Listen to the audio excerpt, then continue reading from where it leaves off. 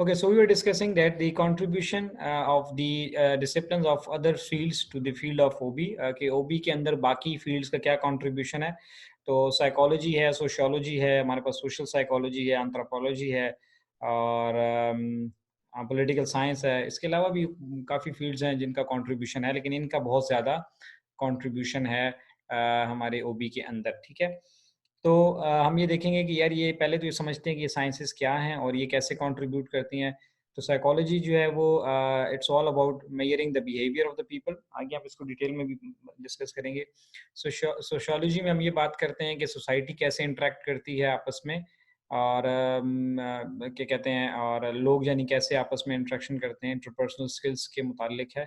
Social psychology जो है ये फोकस करती है कि जो हम ग्रुप्स हैं में लोग हैं, ये बेसिकली साइकोलॉजी की एक सब ब्रांच है कि जिसमें लोग ग्रुप्स में क्या उनके बिहेवियर्स जो हैं वो कैसे एक दूसरे को इन्फ्लुएंस कर रहे होते हैं, कैसे इम्पैक्ट डाल रहे होते हैं, यानी सोसाइटी का एक तबका दूसरे तबके को कैसे इम्पैक्ट डाल रहा है.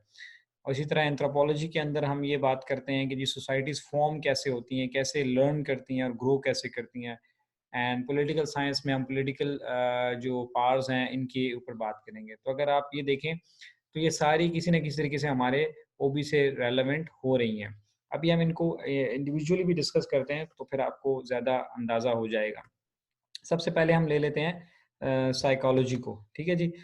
तो साइकोलॉजी जैसे कि मैंने बताया कि साइकोलॉजी क्या है जी, it's a science that seeks to measure explain and क्या sometime change the human behaviour. तो ये जो एक्सप्लेन करती है चेंज को और बिहेवियर में, उसके बारे में है कि ये किस तरह से इंसान के जो बिहेवियर्स हैं ये चेंज होते हैं.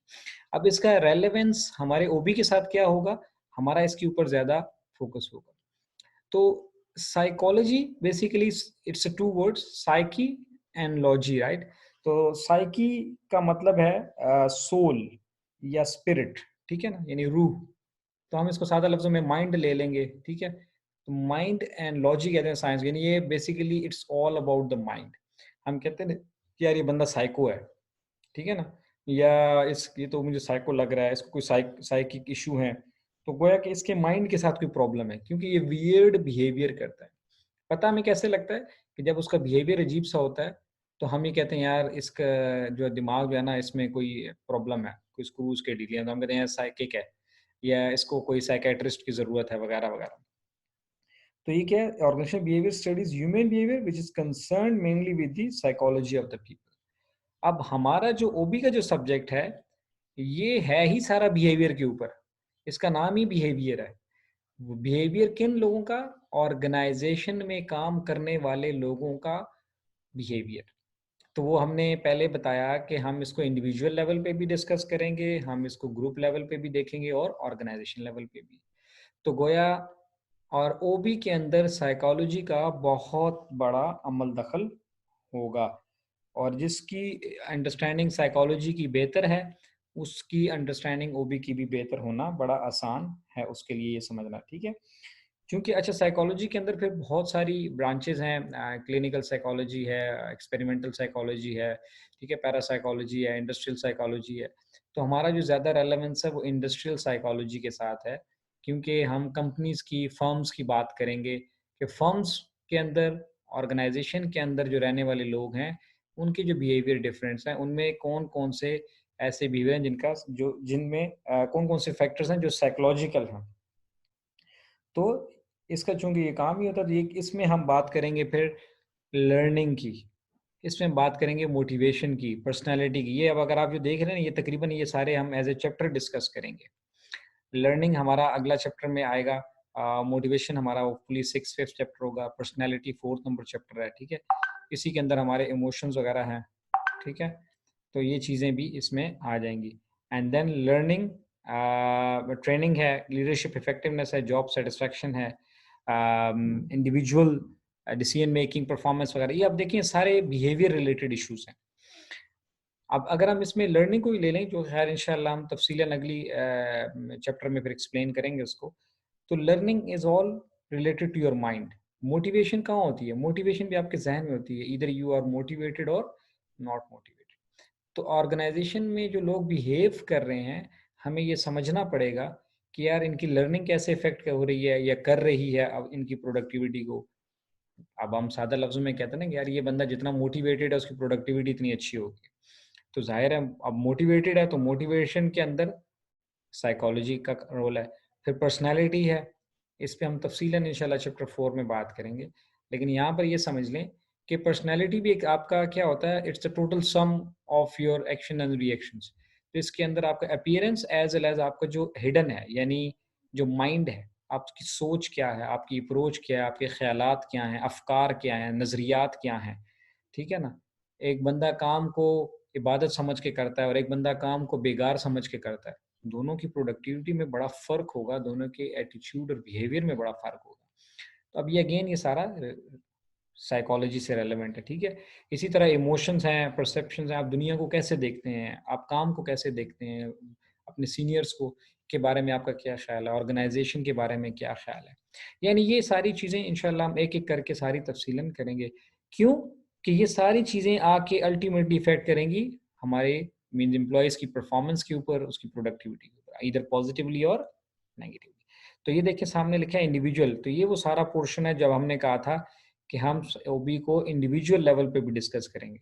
तो इंडिविजुअल की लर्निंग, इंडिविजुअल की मोटिवेशन, इंडिविजुअल की पर्सनैलिटी, इंडिविजुअल के इमोशंस, उसके परसेप्शन, उसकी ट्रेनिंग वगैरह-वगैरह, ठीक है? तो ये सारी चीज़ें जो हैं, ये रोल है, ये कंट्रीब्यूशन है साइकोलॉजी का किसमें? ओबी के अंदर।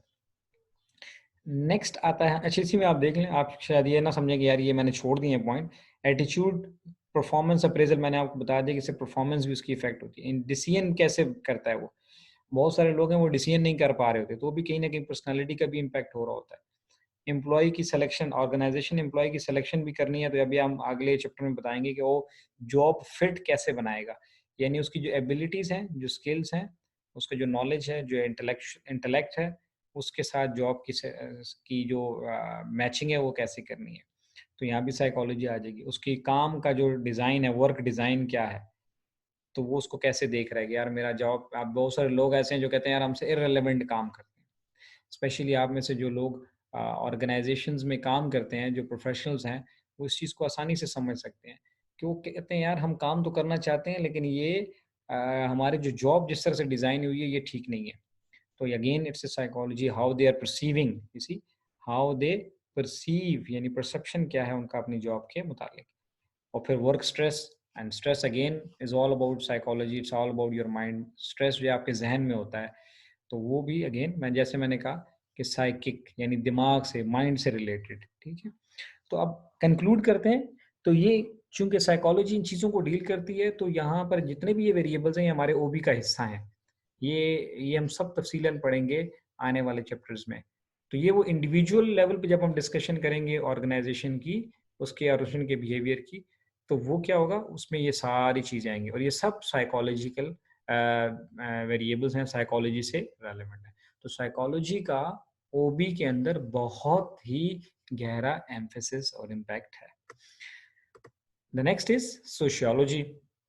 अब सोशियोलॉजी क्या होती है? यानी वो साइंस जो ये डील करती है कि इंडिविजुअल्स जो हैं वो किस तरह से अपने रोल्स को प्ले कर रहे होते हैं सोसाइटी के अंदर। It studies the people in relation to their fellow human beings, कि उनका बाकी लोगों के साथ क्या ताल्लुक है और वो किस तरह से लेकर चल रहे हैं उसको। तो सोशियोलॉजिस्ट जो होते हैं वो क्या करते हैं, वो ये देख रहे होते हैं कि फैमिली कैसे बन रही है, ऑक्यूपेशनल क्लासेस कैसे हो रही हैं, ठीक है ना? तो यही चीज़ें हम ऑर्गेनाइजेशन के अंदर देखते हैं कि जी ये लोग जो हैं वो आपस में ग्रुप्स में कैसे रह रहे हैं, कैसे काम करते हैं, इंटरेक्शन कैसे करते हैं, जूनियर्स का सीनियर्स के साथ क्या है, सीनियर्स का जूनियर्स के साथ कैसे है, एक डिपार्टमेंट का दूसरे डिपार्टमेंट के साथ क्या है, फिर विद इन ए डिपार्टमेंट जो ग्रुप्स बने होते हैं उनका आपस में क्या इंटरेक्शन है। सो इसमें हम क्या कर रहे हैं, इसका भी बड़ा ही इंपॉर्टेंट रोल है। तो दूसरी चीज़ जो हमने अब बात की थी, आपको याद होगा, हमने कहा था कि ओबी को हम कितने लेवल पे देखते हैं? 3 लेवल्स पे देखते हैं, इंडिविजुअल, ग्रुप्स एंड ऑर्गेनाइजेशन। तो जब हम ग्रुप्स की बात करेंगे तो वहाँ सोशियोलॉजी का बहुत ज़्यादा अमल दखल है। ग्रुप डायनामिक्स क्या है?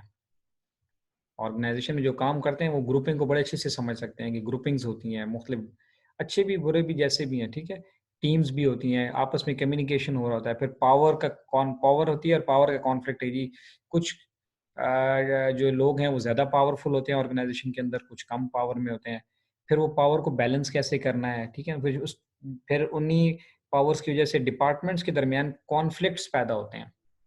जैसे अगर हम यूनिवर्सिटी की एग्जांपल ले लें, तो हम ये कह सकते हैं यार फाइनेंस वाले जो हैं वो आईटी के साथ उनका इंटरेक्शन जो है वो मसला आ रहा है। आईटी वालों को मार्केटिंग वालों के साथ आ रहा है, मार्केटिंग वालों को टीचर्स के साथ आ रहा है। फिर टीचर्स के अंदर फिर ग्रुप्स हैं, ठीक है? टीम डिपार्टमेंट्स हैं, मैनेजमेंट साइंसेज़ है, इंजीनियरिंग है, दूसरे डिपार्टमेंट्स हैं, ठीक है? तो उनका आपस में कैसा रिलेशनशिप है? फिर इंटर ग्रुप बिहेवियर कैसा है? तो ये देखें, ये सारा ऑर्गेनाइजेशन लेवल पे डिस्कशन हो रही है। एंड देन ग्रुप्स के अंदर क्या है, organization technology, organization change, organization culture, तो ये इसी से ही बनते हैं। ये ग्रुप्स यही चीज़ें बना रहे होते हैं, ऑर्गेनाइजेशन का सिस्टम बना रहे होते हैं। तो ये कुल दोनों मिलाकर उसको इफ़ेक्ट कर रहे होते हैं। ये बेसिकली इसको एरो ठीक कर लें, ये एरो जो है ये इसके साथ है, ग्रुप डायनामिक्स एंड कम्युनिकेशन, और ये जो है ऑर्गेनाइजेशन कल्चर और ऑर्गेनाइजेशन, ये पिक्चर इसी तरह ली हुई है, तो ये पिक्चर में इस तरह से आएगा। तो बहरहाल सोशियोलॉजी जो कि सोसाइटी को डिस्कस करती है कि जिस तरह लोग आपस में इंटरेक्शन कैसे करते हैं, एक सोसाइटी में कैसे रहते हैं, बिल्कुल यही नॉर्म्स हम उठा के ऑर्गेनाइजेशन के अंदर जब अप्लाई करेंगे कि जी लोग ऑर्गेनाइजेशन में बाज़ औक़ात सैकड़ों भी होते हैं, ठीक है ना? हज़ारों भी होते हैं, और एक-एक फैक्ट्री में कई 100 लोग काम कर रहे होते हैं, फिर कई डिपार्टमेंट्स होते हैं, फिर डिपार्टमेंट्स के अंदर ग्रुप्स बने होते हैं। तो वो आपस में ग्रुप्स और टीम्स कैसे इंटरेक्शन कर रही हैं, और फिर एज़ ए होल सारा मिला के ये ऑर्गेनाइजेशन का एक कल्चर बना रहे होते हैं। तो ये कैसे सारा मामला चल रहा होता है, इसको हम समझेंगे। तो ये सोशियोलॉजी यहाँ पर हमारी हेल्प करेगी, यहाँ पे आके हमें कंट्रीब्यूट करती है।